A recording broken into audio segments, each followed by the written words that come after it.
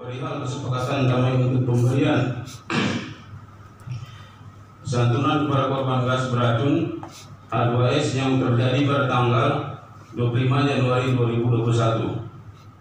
Para pihak sepakat untuk menyelesaikan masalah tersebut secara kekeluargaan sebagaimana dituangkan dalam berita acara kesepakatan bersama yang ditandatangani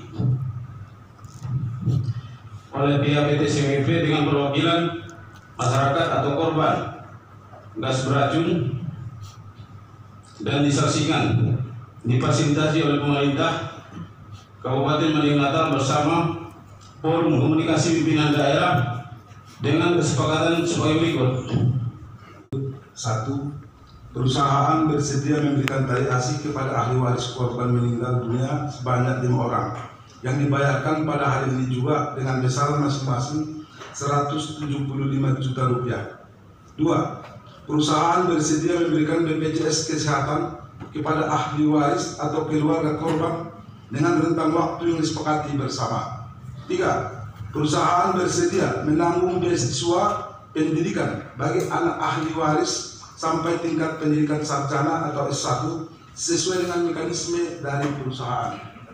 4. Perusahaan bersedia mempekerjakan anak ahli waris yang sudah tidak sekolah di perusahaan sesuai dengan kebutuhan dan prosedur perusahaan. 5. Perusahaan bersedia mempekerjakan orang tua korban di perusahaan sesuai dengan kemampuan atau keahlian dalam miskin orang tua korban apabila orang tua korban menginginkan pekerjaan sesuai dengan kebutuhan dan prosedur perusahaan. 6. Perusahaan bersedia memberikan bantuan acara kenduri atau sedekah bagi anak korban dengan teman sekolah SMP sebesar Rp10 juta atas nama almarhumah Suharni Ismail. Demikian berita acara ini dibuat dengan sebenarnya disepakati di Panjangmuan. Pihak pertama PT Solid Marapi Geothermal Power Teknisi Panas Bumi Edianto. Pihak kedua ahli waris Ismail Hambali Abdul Hakim Aswan Sudi. Disaksikan oleh Kepala Desa Awaludin, Camat Ahyuddin SH, tokoh masyarakat Basarudin, Bupati Mading Natal Dr. Andis Haji Dahlan Hasan Nasution, Ketua DPRD Mading Natal Erwin Effendi Lubis SH, Kepala Kejaksaan Negeri Kabupaten Mading Natal Taufik Jalal SH MH, Wakil Kepala Kepolisian Resort Mading Natal Kompol Agus Mariana SH, Staf Ahli Pangdam 1 Bukit Barisan Kolonel Infanteri KF Siregar, mewakili Kementerian Sosial Republik Indonesia Osia Okrianto SKSOS, bahwa ini sudah merupakan kesepakatan kita bersama ya Bapak Ibu ya. Baik.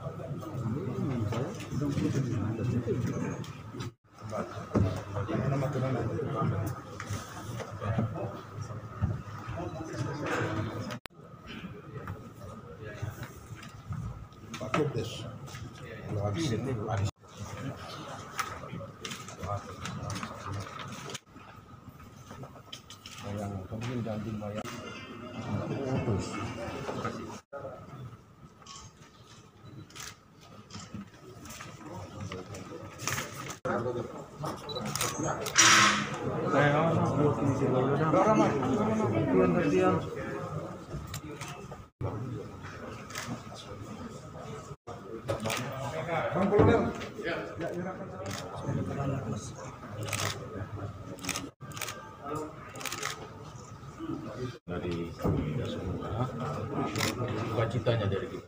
Barangkali kami berber adalah sama prinsip bahwa perdamaian ini tidaklah harus mengikat bahwa harus buka segera, tidak.